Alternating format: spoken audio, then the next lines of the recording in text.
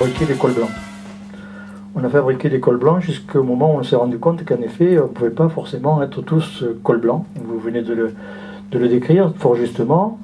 Et à ce moment-là, on s'est quand même dit que pour faire fonctionner un pays, il fallait qu'il y ait des intellectuels et aussi des manuels, sachant que le manuel, la main, est le prolongement de l'idée.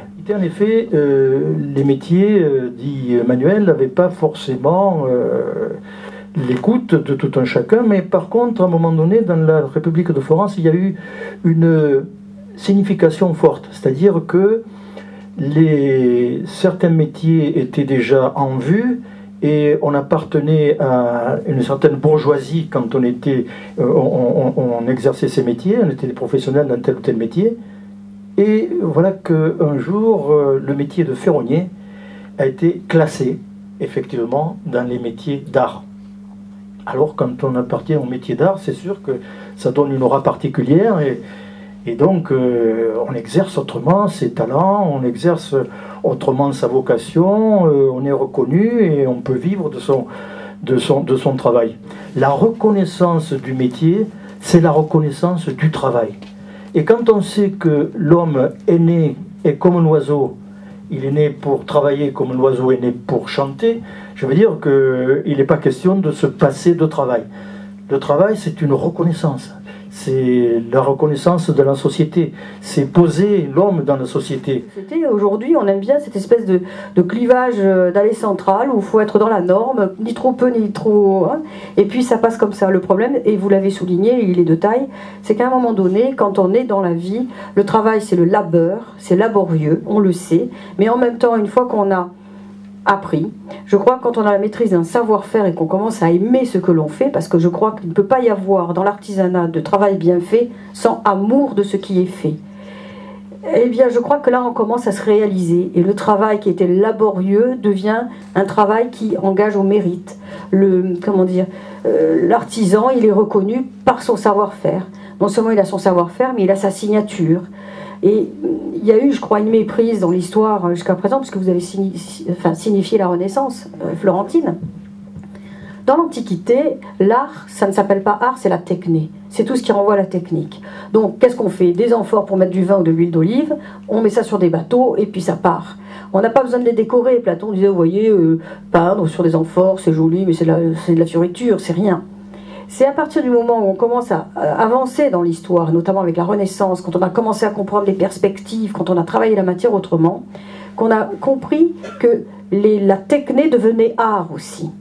Et à partir du moment où ces dames dont vous faites allusion, où vous avez fait allusion de cette bourgeoisie, ont eu envie du petit poudrier, eh bien on a voulu le poudrier qui était gravé. On a voulu, bien entendu, à l'entrée du domaine, effectivement, des dorures ou des choses particulières, ou un portail qui était plus élaboré.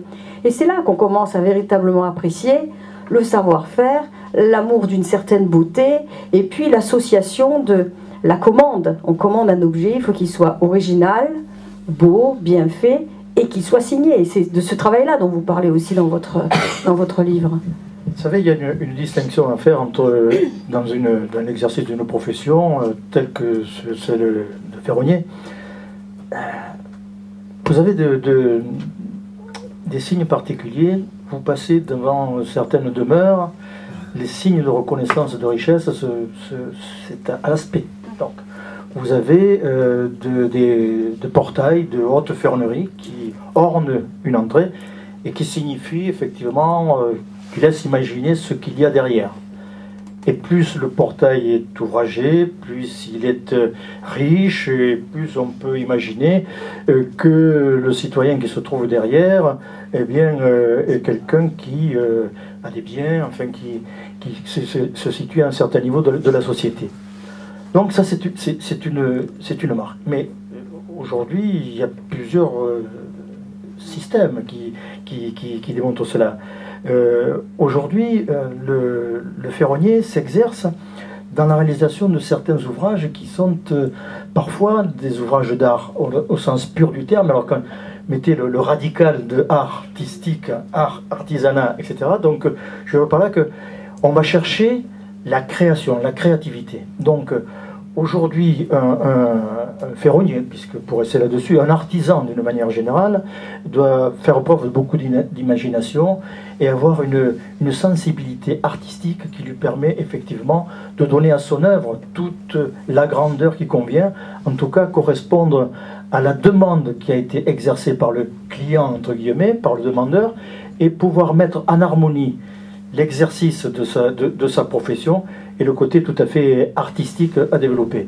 Et rassembler autour d'une démarche qui est une démarche commerciale, bien évidemment, parce qu'il faut bien vivre, il faut bien que l'artisan en question puisse vivre. Alors donc, là, nous trouvons, à mon avis, l'essence de l'artisanat.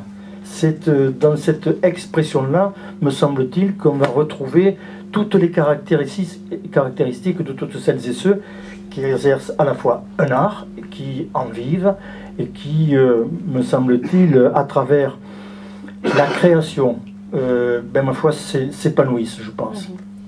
Alors vous évoquez un point qui est important. Je disais tout à l'heure que dans l'Antiquité, on parlait d'une techné, donc d'une technique qui était un savoir-faire. C'était donc quelque chose qu'il fallait qu'on apprenne. Et avec le temps, on a travaillé la pierre, on a travaillé bien sûr les métaux, on a travaillé tout ce qui pouvait être de l'ordre du façonnable. Et petit à petit, on se rend compte que les supports ont diminué en taille. Si on regarde les pyramides, il fallait des gros blocs de pierre. Et puis petit à petit, on s'est mis à travailler sur une simple toile, le maître un champ, un bœuf de la boue, le paysan, son épouse. Donc on a gagné en perspective, etc. Mais qu'est-ce qui s'est passé entre-temps ? Bien, c'est que dans l'Antiquité, on était esthète, c'est-à-dire sensible à ce qui nous environnait. Et à partir du 16e, 17e, on commence à parler des beaux-arts. Et là, on va séparer deux choses.